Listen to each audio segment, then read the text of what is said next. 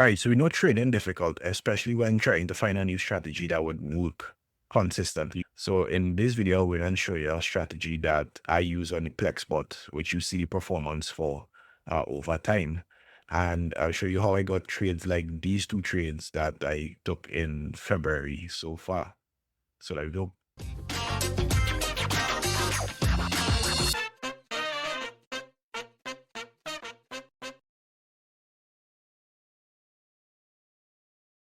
Hey, see, my name is G, and in this channel, I track my progress as an algo trader. I try to be as transparent as possible with you guys to show you what the performance of the bot that I'm working on is. And in this video, I'm going to show you one of the strategies, which is the main strategy I use on the Plex bot. All right, so first of all, we have to understand most of my strategies are done through calculations and doesn't have anything to do with support and resistance and supply and demand and order blocks and all of that nonsense, right? We actually do a lot of calculations for entries as well as for exits. I believe in more of a systematic approach when it comes to trading, and I've gotten more consistent results by doing that. So the first thing that we need to do is we need to understand how a bar is represented on the charts. So for a bullish bar, we have a open, a high, a low, and a close.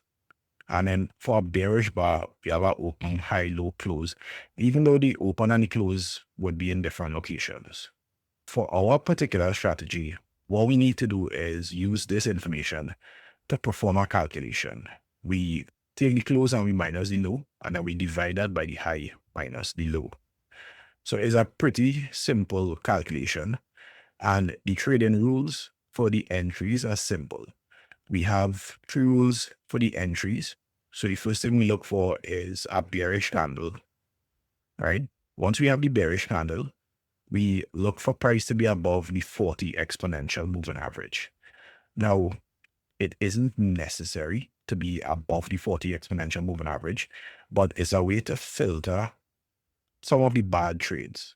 And since the natural bias of the market, and especially for what we trade in this strategy, we use things like the NASDAQ, the S&P, the Aussie 200, things like that. And since the natural bias for those markets are long, what we look for is bullish trades.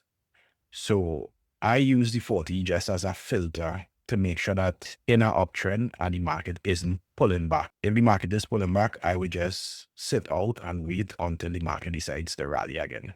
So once we have price above the 40 exponential moving average, the next thing we look for is for the IBS value to be less than 0.1. Now, this IBS value is generated from the calculation we looked at before. And that is it. It's pretty simple. And I said 3 rules, but technically this is 2 rules, because once you have an IBS value of less than 0.1, the candle by default would be a bearish candle. So pretty simple. Now, for the exit, now we have basically 1 rule for the exit. The bar itself would be a bullish bar, and the IBS value would be greater than 0.8. And that is it. Pretty simple strategy. So if we look at those strategy in play for the trades that I took in February, we would see that we did have a large bearish candle. And you can see what the values are for the open, the high, the low, and the close. So now once we know that information, we could calculate it at the start of today, because how this strategy works on a daily time frame, we do this calculation for each previous day at the start of the new day. So today we could do the calculation and see what the close minus the low divided by the high minus the low would be. Once we put those numbers in, this is what it would look like. And then we will generate this 38 divided by 431, and that is equal to 0.09. So this gives us our entry signal. Price was above the 40 period moving average, so we took a long trade. So that is it. That is pretty simple for the entry. Now what we'll do is we'll wait, and then tomorrow we'll run the calculation again. So the start of the next day, we did the same thing. We got a bullish bar. We looked at the open, the high, the low, and the close. And then we started to plug those figures in. So once we plug those figures in, this is what we got.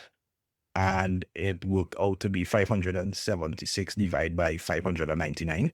We ended up with a 0.96 value. And that is it. That was the exit signal for the strategy itself. And then we close the trades. This happened multiple times during the month so far. It happened on multiple instruments.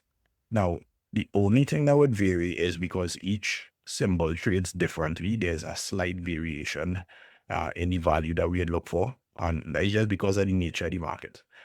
So yeah, this is one of my main strategies that I use on the PlexBot. I have two variations of this, and they perform the best.